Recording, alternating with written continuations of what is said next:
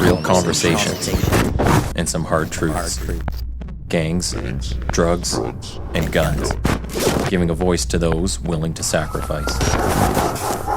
We have stories that need to be told. We have lessons that need to be taught. Protect and serve.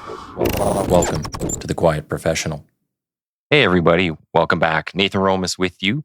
Today, we're going to have a focus on fraud and money laundering, kind of from a very high, bigger picture point of view, not necessarily talking about the check at the bank kind of thing, although I guess that could be part of it, and also some of the issues around the RCMP's capacity to handle some larger scope investigations.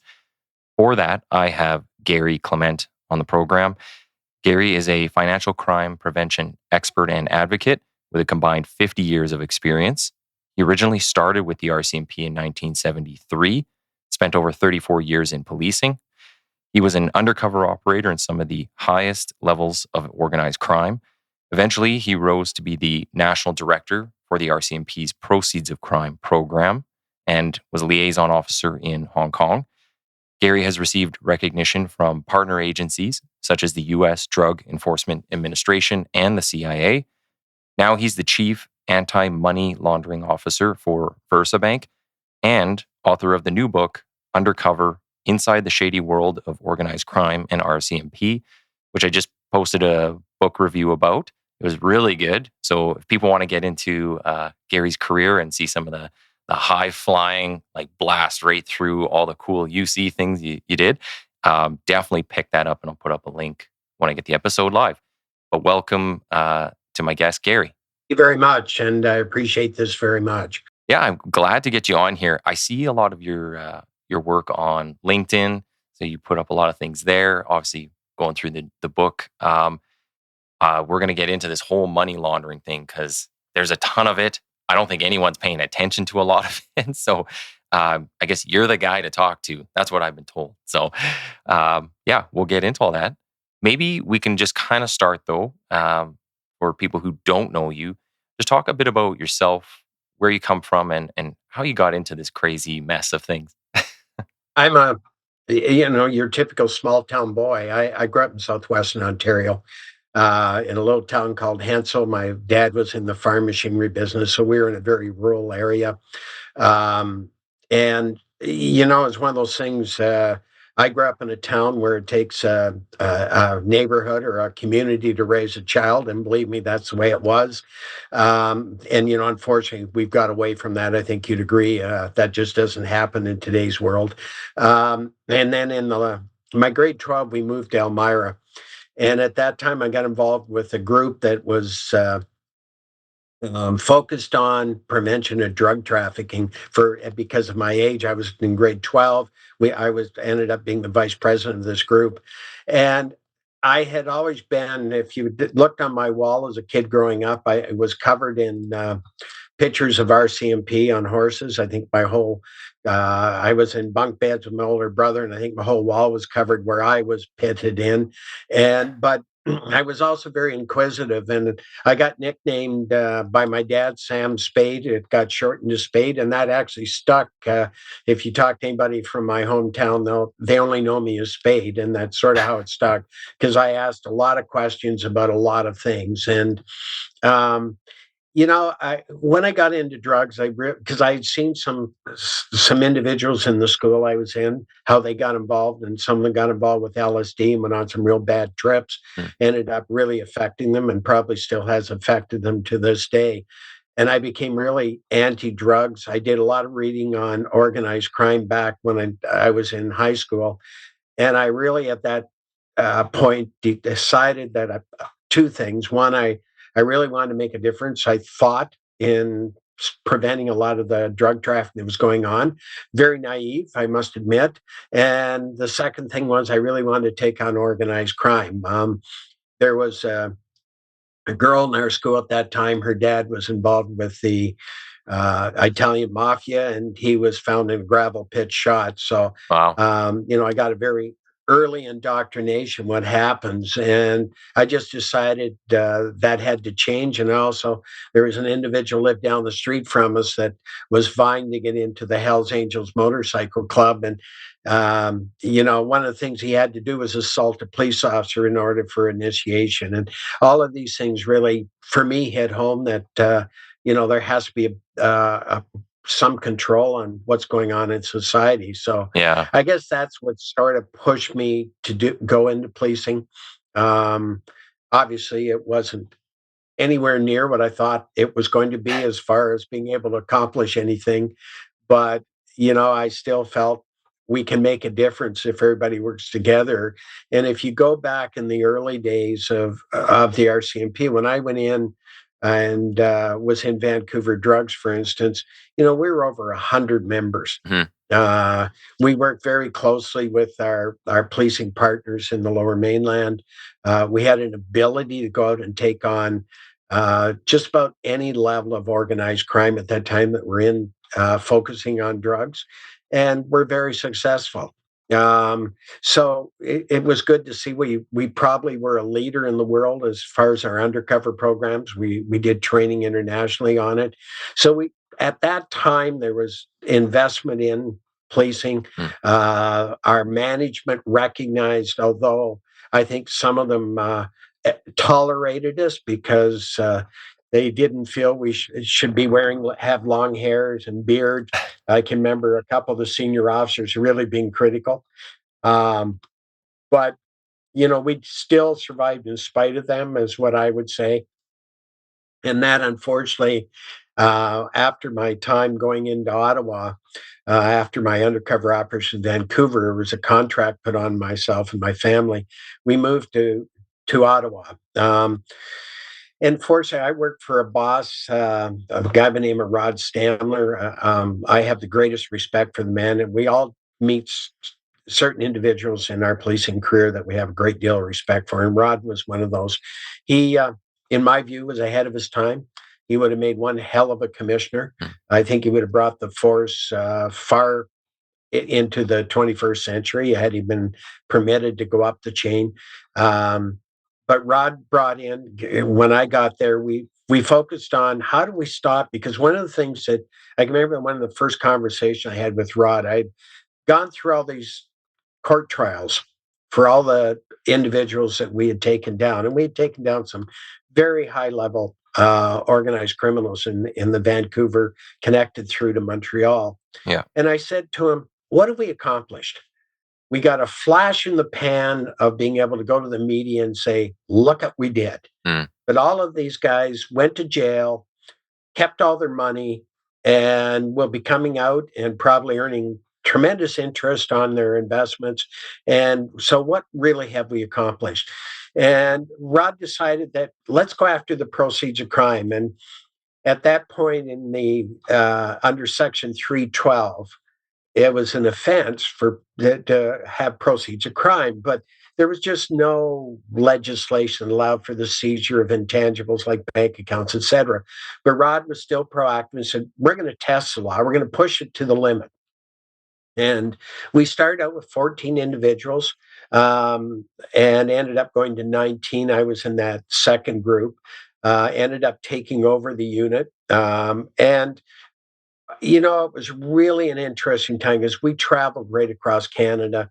I trained, including your own force. I went in and did some training there.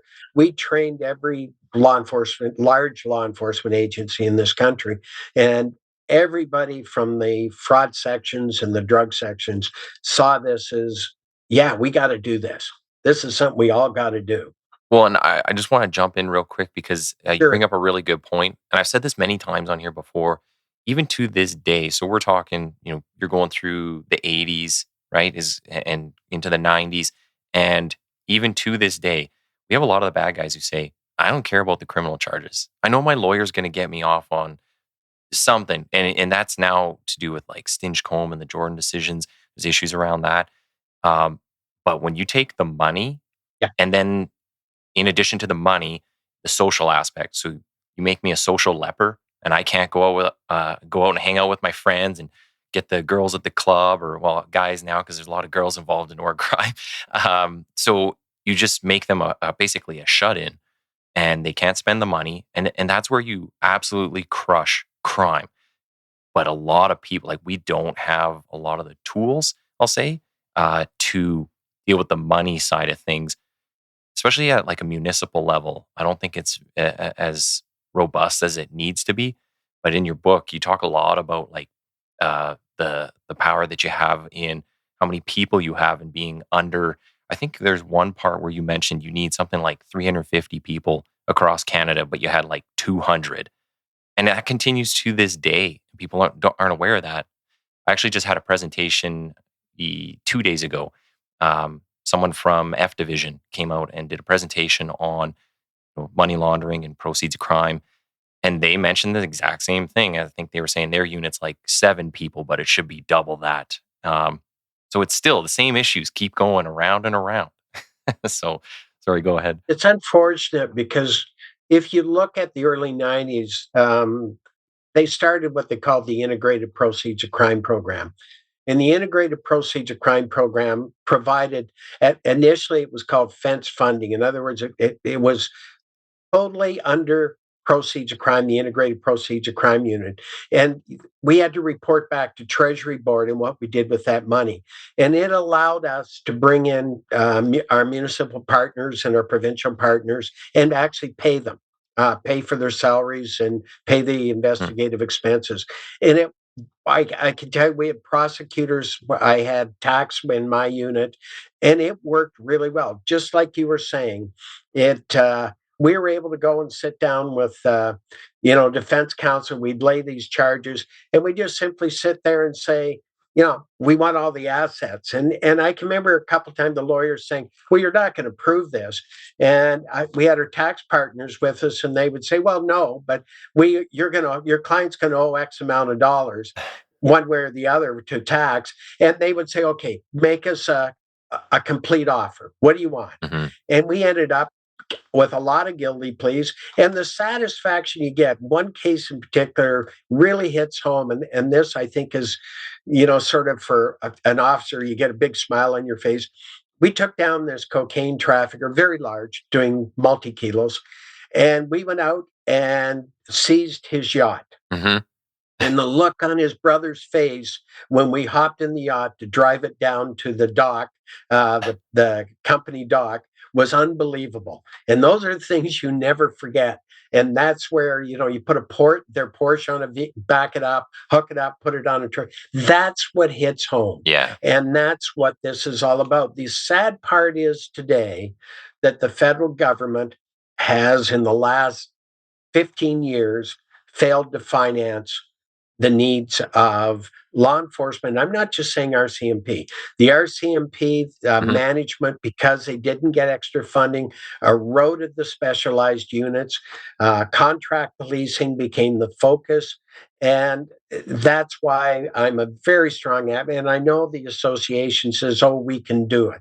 But the RCMP's got to wake up to realize we're in the 21st century. Yeah. Policing is far more complex. Well, and I wonder too, so the guests last week were National Police Federation, and we had a bit of that talk about the generalist versus specialist. And yeah, kind of to your point, I wonder just how much of a generalist can you be when you are talking about transnational money laundering? Doesn't sound like something a frontline police officer can do. Sometimes I think, though, also we need to have more partnerships outside of policing, and I see this even within my own organization. Partnering with journalists or partnering with banks or whatever it might be, whatever you're trying to do. It's like we'll almost do anything that we have to within legal limits to go after crime. So why aren't we doing these things with, the specialists, with the specialist in mind? So when it comes to money laundering, I know maybe like a handful of cops that would even, be able to conceptualize where some of this stuff goes and how money moves and the shell games that are played. I still, to this day, I have discussions with, our chain of command or fellow, my peers, and they'll say, there's a black guy talking to the Hells Angels. Like where have you been? Like if there's money to be made, people are going to be friends. But they think everything's just a nice, neat structure. Things only move from A to B. Like, no, we need someone who specializes in this, sits there every day and looks at these things and really enjoys it too. That's another aspect. um, I'll give you some concrete example. When I was running the proceeds of crime units, I was able to demonstrate that if I brought in a good investigator, so say from your department, a solid detective, I needed 5 years mm, for them on the unit before they could take on an international case. yeah. And that just was never happening. The turnover going out, it just didn't happen. So we never really ever maintained that level of expertise. I mean, I've been doing this since 1983 Mhm. and haven't really ever got out of it. I learn every day because it's so complex and things are changing. And we need to accept that. We need to accept one of the things that is so sadly overlooked in our community today, and that's the impact of, and I basically label the Chinese government as the biggest transnational organized crime group there is. Mhm. So few people understand that. So few people understand the impact. And I just wrote an op-ed piece for, it should be coming out in the National Post next week. But I just wrote an op-ed, and we look at the hospitals, and everybody's crying about our hospital system as an ultimate failure, and it is. But nobody is really going to the root cause. The Yes. root cause is the fact we've got a fentanyl crisis in this country. And every time they bring in an overdose, it shuts down 4 people in that emergency department. Well, they're not just getting 1 or 2, they're getting, in bigger cities, it's 5, 6, and 7. Yeah. The other thing I argue is that we need to wake up to is this crisis has cost Canadian population 100 and some thousand people since 2021. Think about the fact we can't get enough law enforcement officers. We can't get enough people in the military. These are people between the ages of, I'd like to say 18 to 34, but it's 15 to 34. Yeah. How many of those probably could be attracted if they didn't get hooked on these drugs? And, we're looking at things like a good example is what they're doing in British Columbia, and they're passing the drugs out.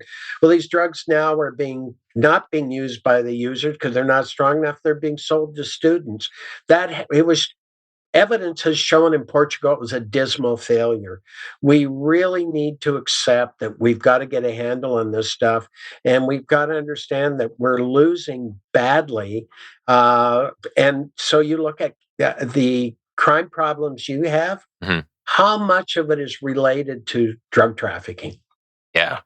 Well, and you know what? I think there's an aspect that you really touch on with, uh, I say like city administrators to bigger politicians, people running the police services. They just look at things in a very superficial way. And I get like if you look at political cycle, people say, it's 4 years, so they got to have all these results in 4 years. If it's a longer term project, it's like maybe they'll take it on. But yeah, people are looking at things at just like a very shallow level. And you really do need to go to the root cause. That's some of the arguments that I try to make on this show and get people to like listen in to the experts such as yourself. You spent a lot of time at National HQ. So I think you have a really good overview of how management works when it comes to these things. And you talk a lot about that in the book as well. Just talking about how some people are purely interested in the politicking and not so much the policing side.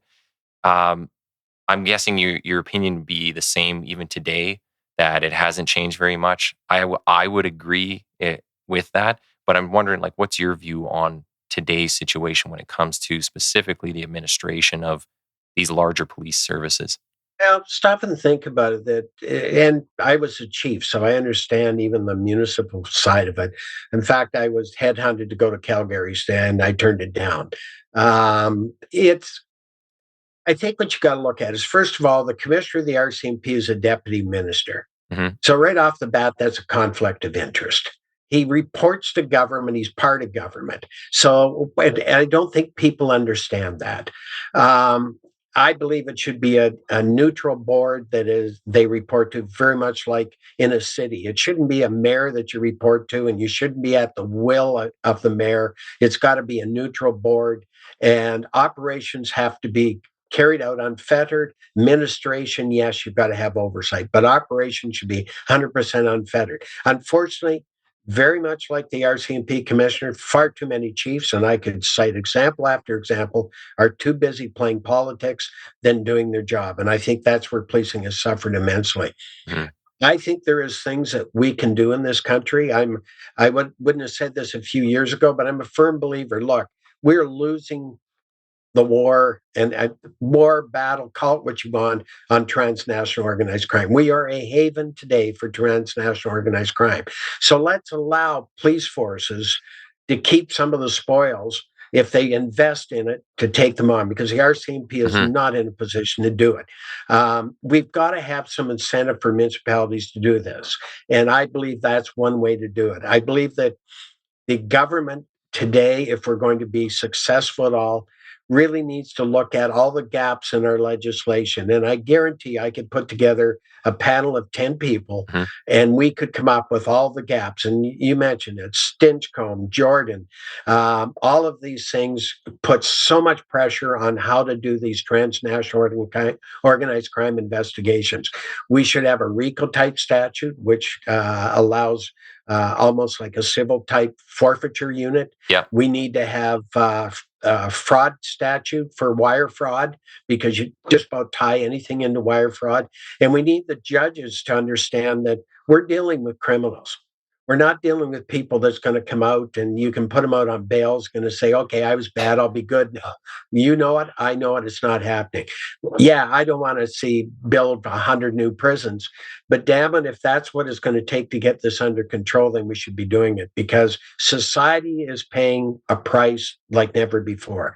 Just the health system alone and the total overall impact. You look at robberies, how much they're up, all drug goes right back to the drugs. They got to get money somewhere. Mhm. And so what has that done? Take a look at your average shift on policing today. What are you focused on? Yeah. You can't do proactive policing. You're going from call to call to call.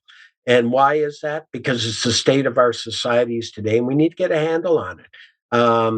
You know, I subscribe to something that Robert Kennedy said, and I think we all really need to think about that. And that's politicians and law enforcement and society as a whole. But it says every generation inherits a world it never made.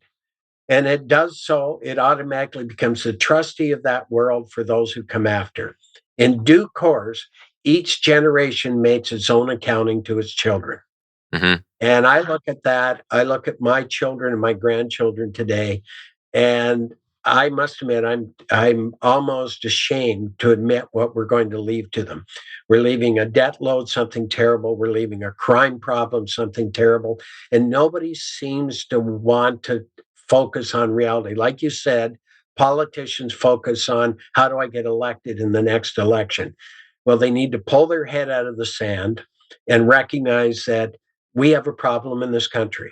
And the only way we're going to do it is get a handle on it. And the best way to do it, we need to take a gap analysis. The second thing we need to do is name um, probably an individual that will oversee enforcement in this country, that will report both the provinces and the federal government, and have the power to try and make some changes in conjunction with the provinces and federal government, Mm. so that it doesn't fall off the table every time there's an election. These are the things that we really need to do and take seriously. Well, and one thing that you brought up there, so talking about some of the legal reform, I know here in Alberta, we have some gang legislation. It's under the provincial acts. We've been pointing out some issues with that for a long time, as is the team that one of the few teams that is allowed to enforce it as per policy.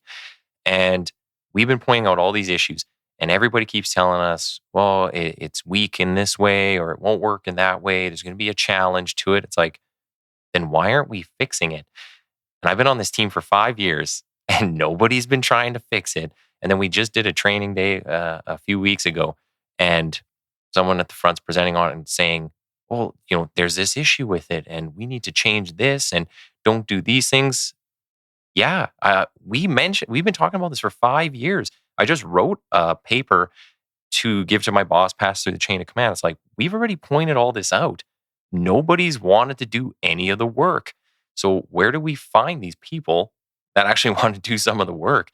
And it's just kind of mind blowing. It's like, yeah, I don't know if we just don't have the right people in the right positions to take these things on. Or is it just, are people afraid to try and make change? But yeah, if something's not working, let's stop doing it and find something new. But yeah, there's a lot of points that you brought up that I want to get to. One of the things I do want to ask, though, before we get too deep, is about the book.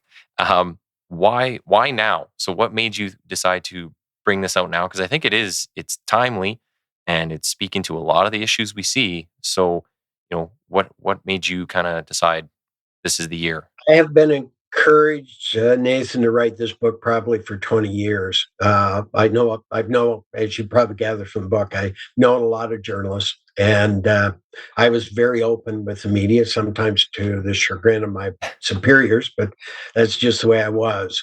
And so I started writing it a number of times. When the pandemic hit, obviously I had lots of time, so I spent a little time on it then. And then I realized the timing is perfect for all the issues that we've been talking about. It's not just about my career. I wanted to use my career to show the erosion of the RCMP, and that's what I did, and show that it's not a perfect organization, and there isn't any perfect organization. Hmm. But I wanted to show how contract policing is we need to get out of it. I still believe the RCMP needs to get out of it, and I know that is really not something the association wants to hear, but the RCMP's got to stop being all things to all people. And then with this drug crisis and my knowledge of what's going on with China, I just felt it's something I had to get out. I mean, I turned 70 this year, so every day I wake up is a good day. So I decided that you keep putting it off, I'll never get a chance to get it out. So that was the reason. I'm really hoping. I've been told that I'm going to be asked to testify before the House of Commons on the review of the Proceeds of Crime Money Laundering Act, which is under the 5-year review. Hmm. There's a member of Parliament, that a guy by the name of Chris Chambers, that has already said he's put my name forward to testify. Okay. If I can make a modicum of change, I think some of the individuals that have read my book and done critiques on it have really been very humbling for me, but very laudatory. But it's got out to a very large audience. Like you, I'm very largely connected on social media.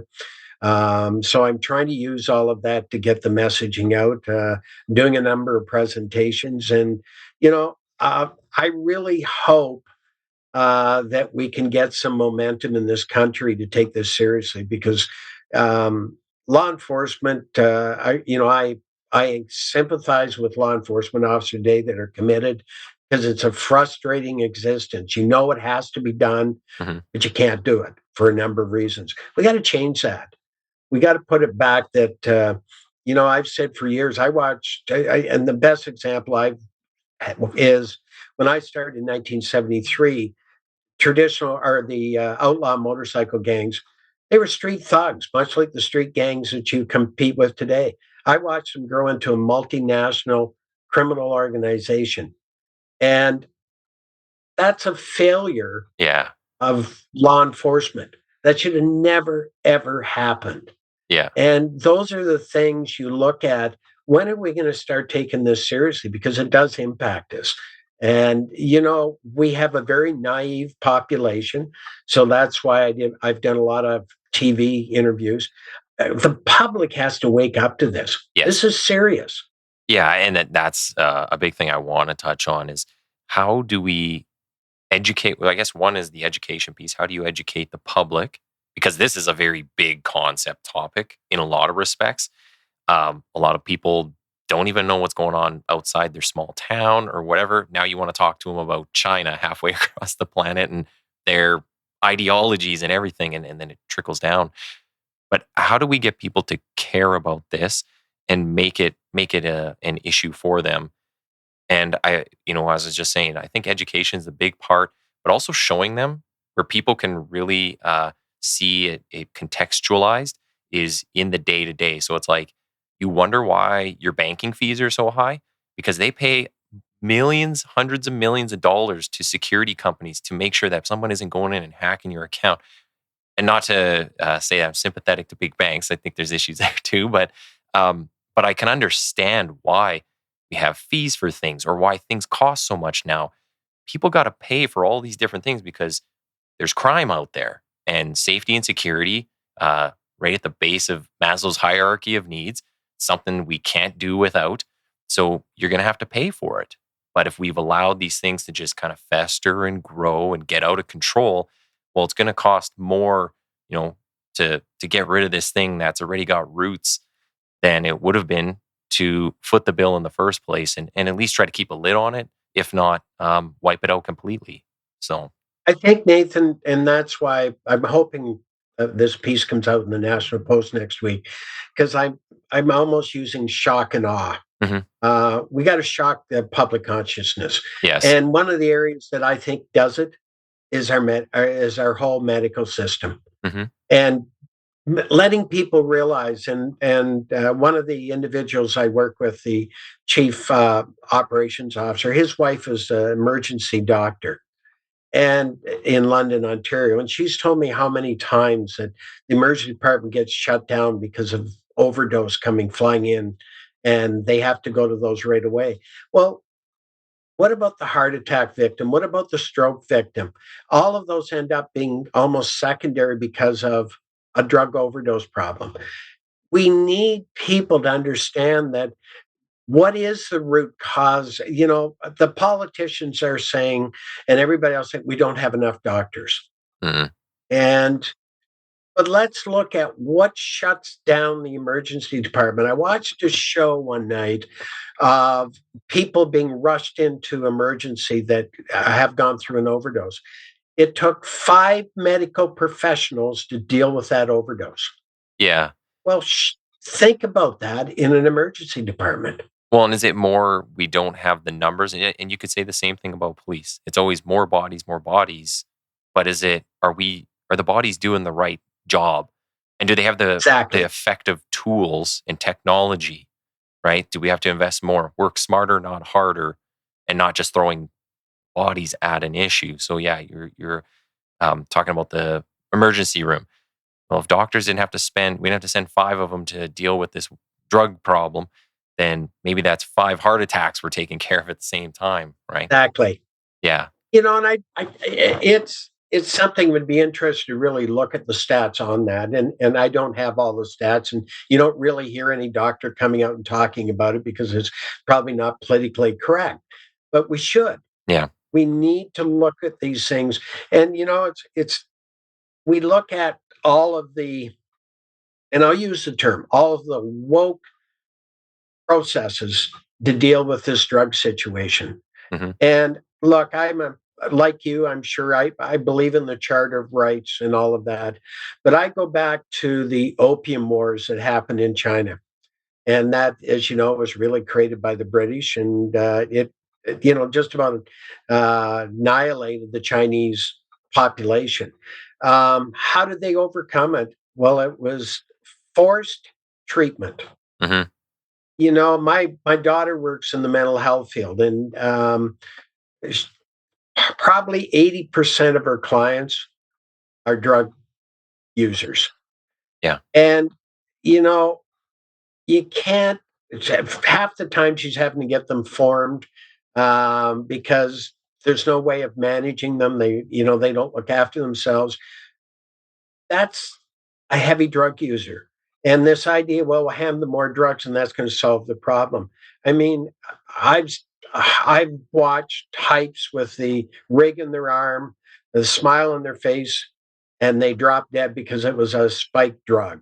I have seen it over and over and over again. And I know that if you are an addicted drug addict, you just can't think straight and think on your own. we've got to find a better way of dealing with it for the benefit of that individual and the benefit of society. And I know people will say, "Holy Hannah, it's almost like a communist point of view." It's not. Yeah. I'm thinking of the individuals that they can have a life. The 14, 15, 18-year-old that, what do they have to do? They have to prostitute themselves to buy the drug. Yeah. And, people have to understand they don't do it because they're enjoying prostituting themselves. They're doing it because the only thing they think of is how they get their next fix. Well, you had a good example of that in your book where you talked about there was the one girl, and I guess she was a prostitute, and she was going on to a ship Yes. and working on the ship just to get the drugs. I was like, Jesus, this is some like real examples here, but I don't think people realize like just the stuff going on. She was or had the potential until she got obviously hooked on heroin. She could have been a model. She was that good looking. I'm surprised that the Colombians didn't take her out and just throw her into the ocean far out in sea. Hmm. She was beat so badly that she basically was going to be almost a paraplegic at the end of it. And it was unreal. And they kept her on that ship for a whole weekend. Wow. And and I think the one though that I think believe I cited in the book, the one that really hit home to me was the prostitute got herself pregnant, and I was portraying a non-user, and I just said to her, "How could you do this Mm. to a child?" And she looked at me and says, "You don't get it. This is the only way I feel like a human being and a female." Yeah. And at the time, probably being young and sort of very focused, I thought, yeah, right. But I look back now and that's really telling for all of us what that really means. And that's what I think people need to understand. Yeah, and it's how do you get that message across? How do you get them to feel that emotion? Yeah. Especially younger people. You don't. I guess you just don't have the life experience to kind of think about these things in hindsight. But certainly, as you get into your career, yeah, I'm 12 years in now, 13 years in. I look back even just 5, 6 years, Yeah. and you're still a pretty new cop at that point, and you're like, wow, I didn't think of things this way, or I didn't see it this way. Yeah. Um, so one thing I want to kind of make sure we get to is talking about how hard it is to detect some of this stuff. So when we're talking about like the very big scope, Right. money laundering, transnational stuff, how do we need hundreds of people? Do we need thousands of people focused on this? Or is it like we could do with 12 and that's going to, take on all of Canada's issues? But uh, can you kind of Yeah. maybe frame out what money laundering is, the amount of money that's going around this world right now? Well, they still say it's 2 to 3% of GDP worldwide. So we're talking trillions. I would think Canada right now is probably, if we were looking at its totality, they say about 10 billion. I'll venture a guess we're probably looking at, because of our exposure to fentanyl and that, you're probably looking at close to 30 to 50 billion dollars floating around Wow. our country. Um, what do we need to take an investigation on? First of all, it's skill. You have to understand, I was not an accountant or anything when I got into this. And yet I was able to train on how to do the financial side of an investigation. Um, it's not all that difficult. I used to say to the investigator, can you balance your checkbook and can you use a calculator? The other part of it is today it makes it so much easier with AI. You're able to flow chart so much easier today than we ever were before. So it's really, you look at it, and I used to say, if you're working on an organization and you're going after the drugs and you're starting at the street, it's a hell of a climb to get to the top of that organization. Yeah. Start with the money, you're going to be 80% of the way there. It's really easy to stand at the top of that pyramid and look down and see how that flow is. So that's really what it takes. It takes, an investigation day because of disclosure and or production orders and all of that. You're looking at for say a large criminal organization, you're probably looking at 15 to 20 investigators. But the idea behind that is to take the whole organization out. Yeah. So not just getting one drug seizure and running away and do your splash in the paper and saying, look how good we are. You're actually looking to take the organization out. And combined in that group, you do need I believe very strongly in working close with prosecutors. I saw the value of it in the integrated units, and it works good because anything you make sure you don't have something that's going to be the fruit of the poison tree. Yeah. So you don't want to do a multi-million-dollar investigation, lose it, as some of the ones that we've seen in the last few years. And I believe if a prosecutor had been involved, that wouldn't have happened. Okay. And those are the things we've got to do. We got to do a better job of. We've got the skill, but it takes a commitment. I mean, I wanted to see before I left, I think I put together, we needed about 365 proceeds of crime investigators funded, and we were going to partner with all policing agencies. Okay. And I believe we could have been effective. When I walked out the door, we were down to 125. Average experience was 2.5 years service. Wow. It just didn't work. And then it's got eroded from there down to when I testified on the Cullen Commission, they were saying they had 5 in the province of British Columbia. When I left, we had 65, or at the peak, we had 65 in British Columbia. It takes that. And I'm not just saying RCMP officers. Some of my best investigators, just so you know, were outside police resources. I had an OPP officer and a couple from Ottawa Police that were just second to none. I was fortunate. I got along real well with the commissioner and the chief of police in Ottawa. And I kept the one OPP worked with us for 13 years, and the 2 Ottawa were probably 8 years. Well, and on that, I kind of want to ask, so what can municipal services do? Because I know they don't necessarily have the budget all the time.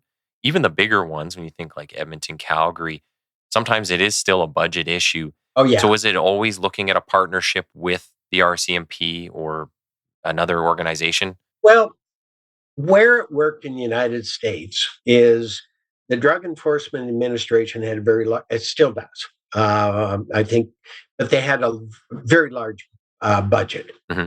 And what would happen is if a municipality or a state police department partnered with the Drug Enforcement Agency, all costs were paid by the Drug Enforcement Agency. And then, pending on the contribution by that agency, there was sharing of the proceeds. Okay. So, I mean, it was very beneficial. I mean, the concern in government was, and I was on the ground floor of this, that they didn't want police forces going out and seizing money for the sake of seizing money for the benefit of their budget. But I think there can be put some controls on it, that it goes back into enforcement and prosecution, and it would be beneficial. Because the bottom line is, and here's my argument today, and I would argue with any government, we're not getting the money now. So if we were to make that incentive available to all law enforcement across this country, I think we'd start seizing more. Yeah. And so what? It means the criminals aren't getting it. We may reduce the cost of policing somewhat. We may solve part of the problem of our healthcare because we're going to get more druggies off major drug traffickers off the street. We need to educate the courts that it's serious dealing in fentanyl. I'd like to see where they're charged with conspiracy to commit murder. Yeah. We know fentanyl kills. There was some talk about that. Yeah. Yeah. Let's call it what it is. And if we started doing things like that, we would not be attractive to all the transnational organized criminals that are setting up shop here. Well, and even on the asset side, so when we're looking at like vehicles, I mean, that's one of the first thing that a drug dealer is going to buy is the fancy car. But if we take that car, and that revinning right now is a huge, huge issue. But if we take that car and we can sell it, and then, some of the proceeds go back to the police service, only kind of makes sense. Like I think it does to a certain extent, but I don't think it's a lot of the proceeds go to the police service. I think it goes to other functions. So Yeah. But I also think that, take a look at cars. Why aren't we allowing those cars to be used by law enforcement after they're seized? yeah, yeah, Figure out what it costs Calgary police for all their plainclothes vehicles. mm, Say that you had an exchange or a provincial area where these cars went. And so you might see something that everybody would know in Calgary, but you could get one similar from Edmonton or that Edmonton sees yep, and put it back in your fleet. Just think of the money that would be saved. yeah. Now, that's money that could go back into either frontline policing or into more enforcement on guns and gangs and the whole 9 yards. Does that benefit society? You bet you in a big way. And talking just back to the partnership between RCMP and municipal services, but I want to bring banks into this too. So you'd be a good person to talk to about this. Uh, are banks doing things properly? Are they doing it better at detecting than maybe law enforcement might be? Or I'm just thinking like they might be a really good partner because they're going to have very different tools and be able to help in a lot of ways. But I know from my own experience, sometimes banks aren't the easiest to work with, especially when it comes to production orders. And you're like, hey, I want this thing within 30 days. And they're like, yeah, I'll get it to you when I want to get it to you. and Yeah, so are we missing that, I guess, the cohesiveness between partners in Canada? Is that kind of an issue here? I think it is. We're actually, just so you know, at the Canadian Bankers Association, we are discussing how we can be more open on communication, have more sharing of information. It's a big issue. Legally, it's a big issue. I would like to see it. Are banks doing a phenomenal job? No. Mm, They're doing a better job than they did a number of years ago. But everybody has to understand that money laundering can only occur through gatekeepers. That happens to be your lawyers. That happens to be your banks. That happens to be your accountants. You take every one of those out of the equation, and money laundering is very difficult. Then you have to go to the underground systems like the Iwaladars. Well, they're not going to be able to move the amounts of money that are being moved. So the bottom line is, are they doing a better job? Absolutely. I mean, the investment that banks are doing, and what a lot of people probably don't realize, as of this year, we have to pay the banks. Every bank is assessed. We have to pay for FinTrack, all of their compliance. okay. So I don't know what the exact cost will be, but probably for a Royal Bank, it would be $5 million or more. Mm, Um, so it's costing banks a lot, which in turn, which people should realize, is costing them. You can guarantee banks are going to get that money back. the cost always gets pushed down. You want to believe it. So it's costing them. So yeah, I think we can do a lot better. I still believe that lawyers have to be brought in under the regime. I actually testified for the government when we first had the argument that it was solicitor-client privilege, and that's a bunch of bull. Mm, If they're acting as a financial advisor or a real estate agent, they should have no more protection than a real estate agent. And we need to understand that. And is there dirty lawyers? Yes, there is. Is there dirty police officer? Yes, there is. But let's accept it and then let's deal with it, because the absence of dealing with it creates a great big loophole. And until we close it, money laundering is going to continue. yeah, well, I've had a few experiences with some lawyers and them trying to get rid of evidence or different things.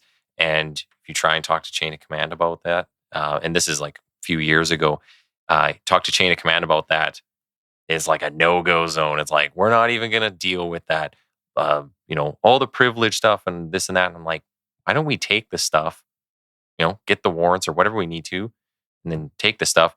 And then you argue that in court later on. But to just say no outright and like, we're not even going to look at it, it's like, and there's your opening. That person's just doing whatever they want.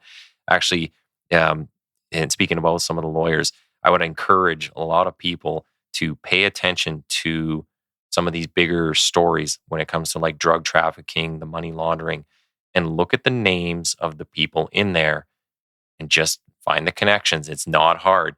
These are entire organized crime families. One sibling is a lawyer, one's you know, I don't know, working in pharmaceuticals and getting the drugs. The other one's doing the actual, some of the other crime. These are entire families that get entrenched in doing this stuff. And it's very fascinating when you start going down those rabbit holes.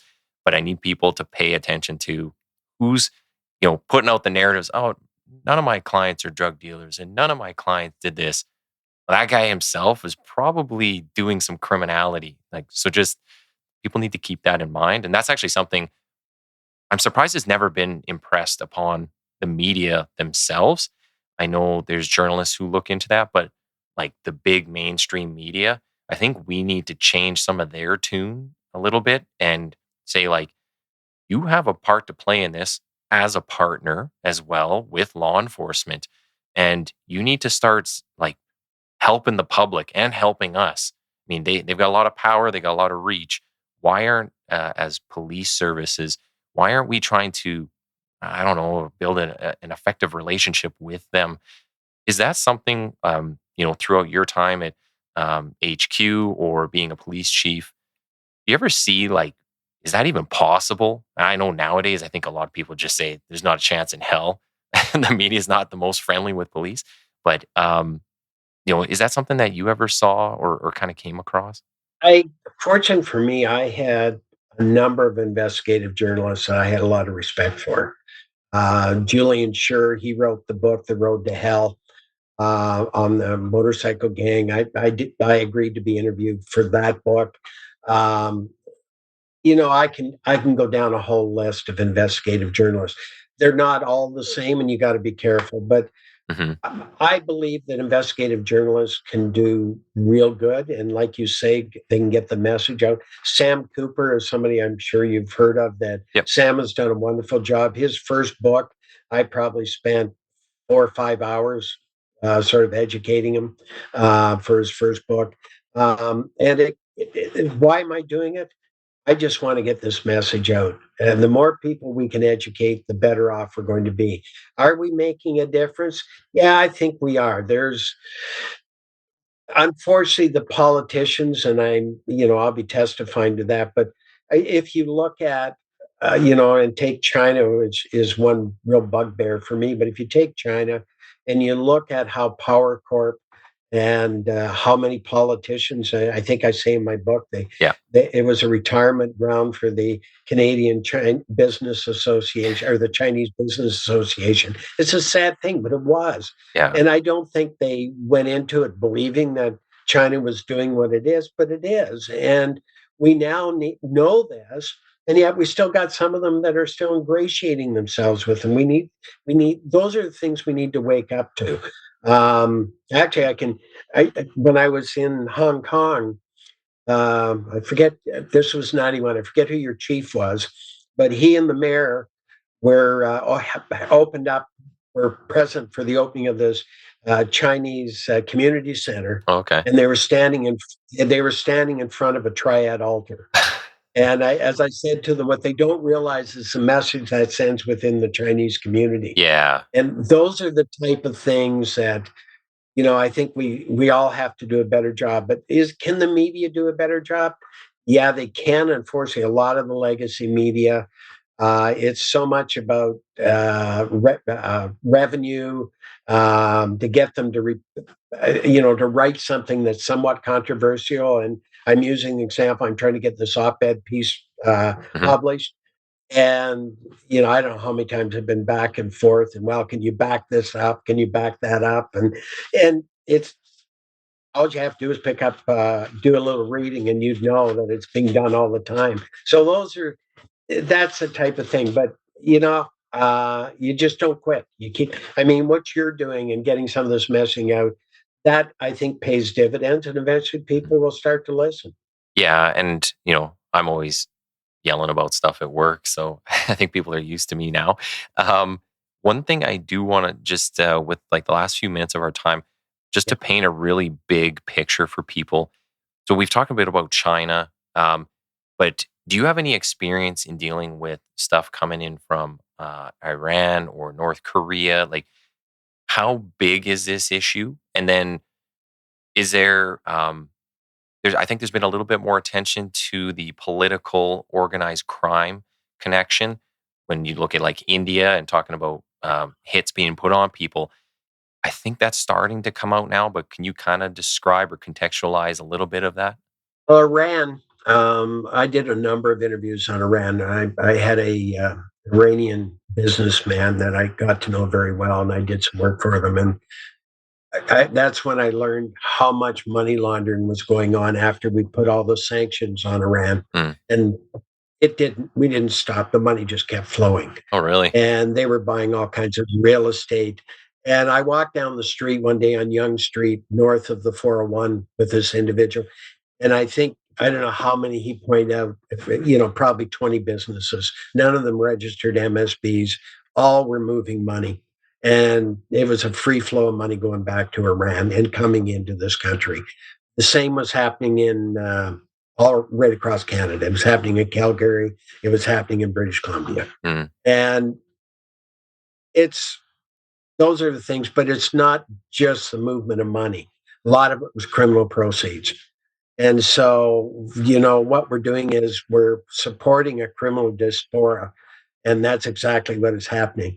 When you look at India, I think the reality is starting to hit home. We just took down a whole group here out of that community that was working at a motor vehicle branch and bogus licensing, and it was a payoff. Yeah. Anybody could get a license. They're monopolizing the trucking industry, and they're violating just about every provincial rule there is. And this are criminal groups that are doing this. The reality of it doesn't matter what ethnic group you are. There's going to be people that are tied to the criminal element. And unfortunately, Canada has just paved the way to allow this to happen. And so what ends up happening, they start out small, and now we're seeing, examples of massive amounts of cocaine coming in this country through the truckers and that at the border. And these are a lot of these, not all of them, but some of them come from the Indian community. Mm-hmm. And you're seeing what's going on in British Columbia, and those are all Indian gangs fighting against each other. And what's it over? They want control of the drug trade. Mm-hmm. So Mexico, as you know, I'm sure you've read, Vancouver has now become a center of supply for fentanyl. It's being manufactured. Now, think of what that does internationally to us, because a lot of that's being shipped to the United States and Australia. There are Five Eye partners. Yeah. So you can imagine how we're being viewed. We are now being viewed in the similar light to, say, Colombia. We're a drug supply point. What a thing to have as a country. Well, especially as one of the G7 countries. And I mean, it's been said on here before, we're kind of the weak underbelly to the US, but I mean, it's the weak underbelly to a few other nations as well. We're just kind of coming up to the end of the time here. I could wrap back and forth with you for hours longer on this because it's a fascinating topic. So have to get you back on. I just want to give you some time to say how people can follow you and your work. And I will put up a link to some of your social media and the book as well. So, but where can people find you? Well, I'm pretty easy to find. I'm on LinkedIn all the time. I've got a website, actually, www.clementadvisorgroup.ca. I'm on Facebook. I'm on Twitter, and I'm very open to answering questions. My email is gclement@clementadvisorgroup.ca, and I respond. Generally, I'll come back and say I'm tied up, but I'll respond within 24 hours or 2 days. But I respond just about to every question I get. And for that reason, I've had a lot of people reach out, and I've got a lot of information probably a law enforcement officer would like to be getting, because they know I'm a straight shooter. And I've filed intelligence briefs to various police departments for the last 15 years, and we'll continue to do so. Great. Well, we'll wrap it up there. We're right on the hour. I'm just going to remind people to subscribe, follow, leave a rating, help the show out. I also reply to some comments. Not if people are swearing at me, though. But they've generally, I think 99.9% have been positive. So, yeah, I'll remind people to do that. And thank you for coming on the show today. So just hang tight. I'm stop the recording right here. Yeah.